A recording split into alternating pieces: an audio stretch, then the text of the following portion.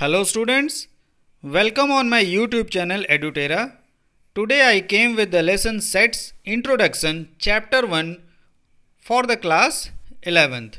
In this video, we will discuss sets, definition, examples and so many new things. If you are new on my channel, subscribe Edutera and hit the bell icon to get the immediate notification of the upcoming videos. So let's start to learn something new. Edutera Mission of Success. Chapter 1 Sets. So the set is going to start in class 11th. So mostly students doesn't know about this set because up to class 10th nothing is given in the mathematics syllabus. तो class 11 में direct आकर set की शुरुआत होती है और set कोई बहुत डिफ़िकल्ट या बहुत अजीब सी चीज़ नहीं है. हम अपने डेली बोलचाल की भाषा में सेट वर्ड का यूज़ करते रहते हैं, रोज़ करते हैं करीब करीब. ये मेरे पेन का सेट है, ये मेरे गहनों का सेट है, ये मेरे कप प्लेट का सेट है. और अगर उसमें से एक भी चीज़ को आपने तोड़ दिया तो ये होता है कि आपने मेरा सेट ख़राब कर दिया.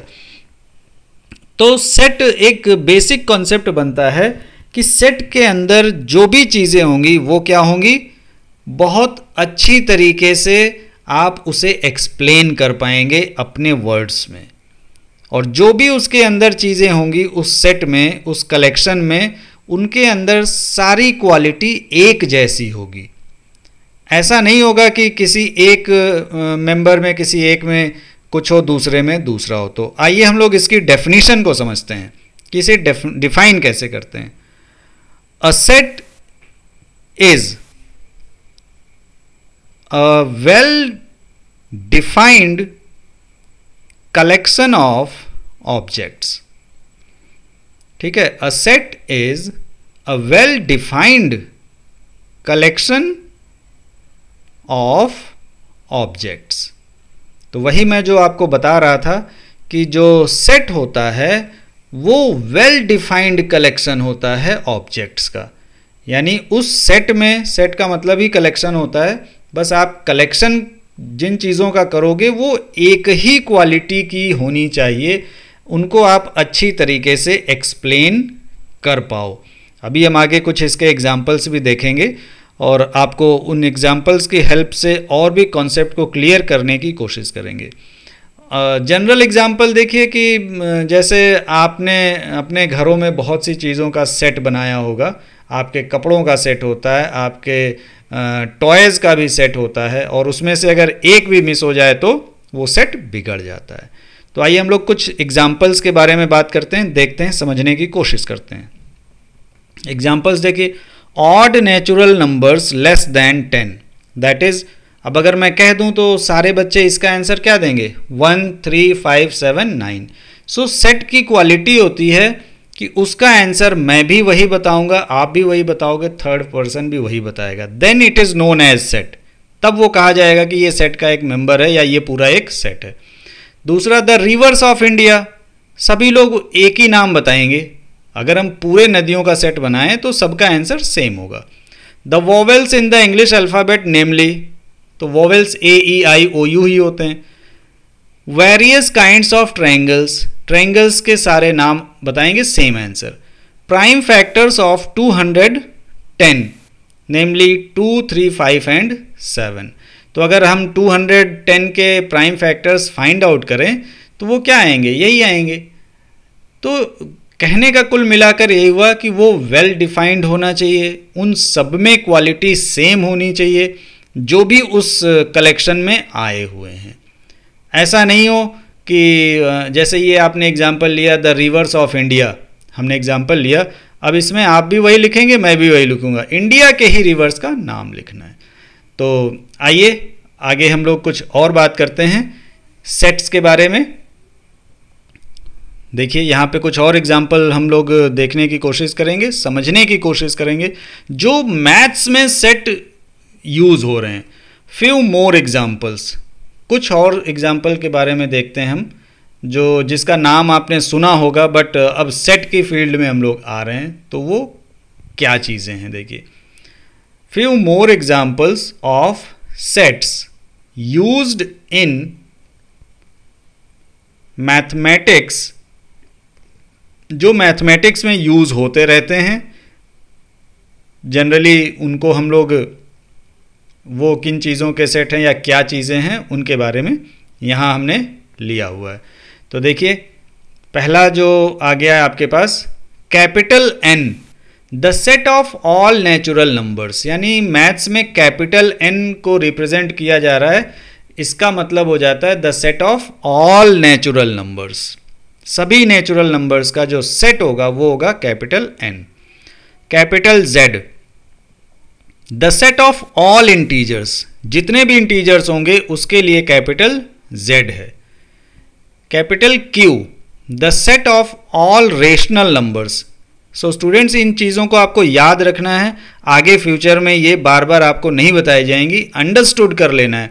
N means natural number, Z means set of all integers, Q means set of all rational numbers, R means the set of real numbers, R जो हो जाएगा वो रियल नंबर्स का सेट होगा। Z, the set of positive integers, Z पे plus भी बना हुआ है, Z के ऊपर प्लस बना हुआ है, तो उससे आप देख सकते हैं समटाइम्स नहीं भी बना हो सकता है। सेट ऑफ पॉजिटिव इंटीजर्स, अब Q के ऊपर प्लस बना दिया इन्होंने, तो प्लस बनने का मतलब हो गया the set of positive rational numbers, तो जितने भी पॉजिटिव रेशनल नंबर्स का सेट होगा उसे Q प्लस से रिप्रेजेंट किया जाएगा। एंड R प्लस बनाने का मतलब हो गया कि the set of positive real numbers. आपने ऊपर देख लिया R का मतलब क्या है, the set of real numbers, अब प्लस बना दिया दो उसके ऊपर, it means it represents the set of positive real numbers. So these are the most popular sets, ये हमारे सबसे ज़्यादा पॉपुलर सेट हैं जो मैथ्स में यूज़ होते जा रहे हैं, और क्लास 11 से इनकी शुरुआत यूज़ होना शुरू हो जाते हैं। 10वीं तक आपने इनके बारे में इस तरीके से नहीं समझा होगा, हालांकि natural number, integers, rational number ये पढ़ते चले आए होंगे। तो आइए कुछ और आपको हम बताते हैं सेट के बारे में, कि सेट, देखिए सेट के बारे में क्या हो रहा है। The following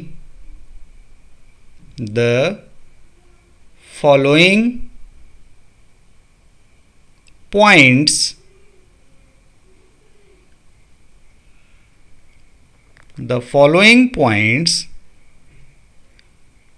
may be noted, मतलब अब आपको मैं कुछ ऐसे पॉइंट बताने जा रहा हूं जो आपको बिल्कुल समझ लेना कि बहुत आसान पॉइंट्स हैं। आप वीडियो को पूरा देखिए, बस स्किप करके मत जाइए, आप एक्सप्लेनेशन को ध्यान से सुनिए। करीब 15 से 18 मिनट के इस वीडियो में you will get a proper and basic information about set. देखिए क्या होता है, ऑब्जेक्ट्स, एलिमेंट्स एंड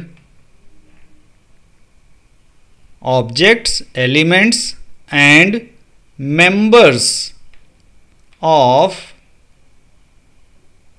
यानी ऑब्जेक्ट, एलिमेंट एंड जो मेंबर हैं किसी सेट के, of a set, are similar. मतलब अगर आपके पास कोई सेट दिया है तो उसके अंदर जो ऑब्जेक्ट हैं उनको आप ऑब्जेक्ट भी कह सकते हैं, उनको एलिमेंट भी कह सकते हैं, या मेंबर्स भी बोल सकते हैं। All are same. जनरली जो सबसे ज़्यादा पॉपुलर है वो होता है एलिमेंट्स, मतलब हम लोग कहते हैं it is an element of this particular set. They are same in meaning, इन सभी की मीनिंग क्या होती है, सेम होती है, इनमें कोई डिफरेंस नहीं होता है। कुछ लोग उसको ऑब्जेक्ट बोल लेंगे, कुछ लोग एलिमेंट्स बोल देते हैं, और कुछ लोग कहते हैं it is a member of this particular set. Okay, आइए दूसरा पॉइंट बताते हैं आपको, पॉइंट नंबर 2। देखिए पॉइंट नंबर 2 क्या होता है, sets are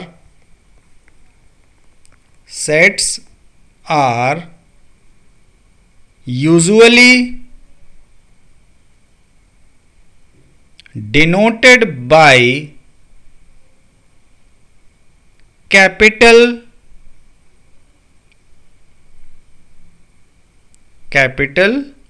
letters। तो जो सेट होते हैं उनको हम लोग जनरली कैपिटल लेटर से शो करते हैं। सो स्टूडेंट्स, ये जो 3 पॉइंट आपको यहाँ बताएंगे ये बहुत इंपॉर्टेंट पॉइंट्स हैं, ये आपकी बहुत हेल्प करेंगे आगे की एक्सरसाइज को समझने में। ठीक है, हमेशा हम कैपिटल लेटर्स का यूज़ करते हैं सेट को रिप्रेजेंट करने के लिए। ओके, आप समझ गए होंगे। पहले पॉइंट में आपको बता दिया ऑब्जेक्ट एलिमेंट जो मेंबर्स होते हैं वो सब एक ही मीनिंग के होते हैं। दूसरे में बताया कि इनको हम कैपिटल लेटर्स से रिप्रेजेंट करते हैं। और थर्ड पॉइंट देखिए, जो थर्ड पॉइंट है वो इनके एलिमेंट से रिलेटेड है। द एलिमेंट्स ऑफ, मतलब इनके जो एलिमेंट्स होते हैं, the elements of a set,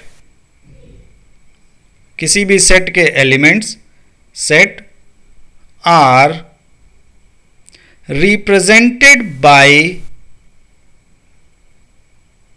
the elements of a set are represented by small letters, यानी उनके जो एलिमेंट होंगे उनको हम लोग स्मॉल लेटर से रिप्रेजेंट करेंगे। कैपिटल लेटर्स के से उस सेट को रिप्रेजेंट किया जाता है और स्मॉल लेटर से उनके एलिमेंट्स को, उनके मेंबर्स को। तो ये 3 जो पॉइंट हैं, अगर आप इन तीनों को याद रखेंगे, हालांकि प्रैक्टिस करते करते आपको याद हो जाएंगी चीज़ें, समझ जाएंगे। तो एक बार फिर से इसको रिपीट कर देता हूँ कि ऑब्जेक्ट, एलिमेंट और जो मेंबर्स होते हैं वो सेम होते हैं, उन सब की मीनिंग एक ही होती है। सेट को हमेशा कैपिटल लेटर्स से रिप्रेजेंट किया जाता है, ABCXYZ, एंड एलिमेंट्स को हम स्मॉल लेटर से रिप्रेजेंट करते हैं। सो मुझे उम्मीद है कि आपको ये वीडियो बहुत इंटरेस्टिंग फील हो रहा होगा, बहुत अच्छे से समझ में आ रहा होगा। तो इसे लाइक करिए और अपने दोस्तों के साथ शेयर करिए। जो भी आपके फ्रेंड्स हैं, आपने उनके फेसबुक पे शेयर कर सकते हैं, आप उनको भेज सकते हैं, इससे उनको बहुत फ़ायदा मिलेगा। तो और हमारा जो चैनल एडुटेरा है इसे आप सब्सक्राइब कर सकते हैं, सब्सक्राइब कर लीजिए, कर सकते हैं क्या। तो अब आगे हम लोग सेट के बारे में कुछ नोटेशंस, कुछ 2 चीज़ों को समझने की कोशिश करेंगे जिनका यूज़ बहुत ज़्यादा होता है। तो देखिए, ये एक टाइप का सिंबल है, इसको फिजिक्स में जनरली, फिजिक्स में क्या, मैथ्स का ये सिंबल है, ई बनाते हैं, स्मॉल ई कह लीजिए या कैपिटल ई, और एक सिंबल है इसको कट कर देना। तो इसका मतलब क्या होता है, फर्स्ट का मतलब है बिलोंग्स टू, मतलब जिसको आपने कट नहीं किया है, इट रिप्रेजेंट्स बिलोंग्स टू, इसको हम ऐसे बोलते हैं। जहाँ पर ये साइन लग जाएगा बिलोंग्स टू, और दूसरा वाला कट लगा हुआ है, it means does not belongs, इसको हम लोग क्या बोलेंगे, डज नॉट बिलोंग्स। सो जितना मैं आपको बता रहा हूँ इन्हीं का यूज़ आगे आने वाले एक्सरसाइजेज में होगा। और सेट्स एक अपने आप में अलग थ्योरी है, तो इसके अपने रूल्स एंड रेगुलेशंस होते हैं। तो एग्जांपल देखिए, जैसे हमने लिख दिया ए और ये वाला निशान, ये वाला सिंबल बना दिया कैपिटल ए, तो इसको कैसे पढ़ेंगे, ए बिलोंग्स टू कैपिटल ए, यानी कैपिटल ए कोई सेट है और स्मॉल ए उसका क्या है, मेंबर है, उसका एक एलिमेंट है। और दूसरे में अगर ऐसे लिखा हुआ है ए डज नॉट बिलोंग्स बी, मतलब बी कोई सेट है तो उसमें ए क्या है, बिलोंग नहीं करता है, यानी उसमें ए नहीं आता है, तो उसका एलिमेंट ए नहीं है। तो मुझे उम्मीद है कि आप दोनों की मीनिंग को समझ गए होंगे। आगे आने वाले एक्सरसाइज में आपसे क्वेश्चन किया जाएगा कि इसमें बताइए कौन सा साइन फिलअप करेंगे हम। तो एक बार फिर से समझ लीजिए, जो पहला साइन है इसको हम बोलते हैं बिलोंग्स टू, मतलब अगर एलिमेंट है तो ये साइन लगाएंगे, और दूसरे में एलिमेंट नहीं है तो डज नॉट बिलोंग्स। जैसा कि मैंने पहले ही बताया कि सेट थ्योरी एक अलग टाइप से मैथ्स है, इनकी अपनी एक भाषा होती है, अपने नियम कानून होते हैं, अपने रूल्स एंड रेगुलेशंस होते हैं। एज आई सेड ऑलरेडी, सो यहाँ पर देखिए methods of representing a set, तो इनको लिखने का तरीका भी अलग है। इनका अपना तरीका है कि किसी सेट को हम किस तरीके से लिख सकते हैं और रिप्रेजेंट कर सकते हैं। Basically we have two methods, तो आइए मैं यहां पर आपको लिखकर भी बता रहा हूं। देयर आर टू मेथड्स, यानी हमारे पास या सेट थ्योरी में दो मेथड होते हैं जिनसे हम किसी भी सेट को रिप्रेजेंट कर सकते हैं। We can represent by using these two methods. तो नंबर 1 जो पहला मेथड है उसका नाम देखिए, मैं आपको बता रहा हूं उसका नाम क्या है, रोस्टर और टैबुलर फॉर्म, यानी जो सबसे कॉमन ज़्यादा जनरल यूज होता है दैट इज रोस्टर और टैबुलर फॉर्म। वैसे यूज दोनों ही होते हैं, बट कॉमनली एक होता है कि सेट बनाइए तो ज़्यादातर लोग रोस्टर फॉर्म का यूज़ करते हैं। सेकंड मेथड है, सेकंड तरीका जिससे हम लोग लिखते हैं सेट को, that is set builder form. Set builder form, दोनों में बहुत डिफरेंस है।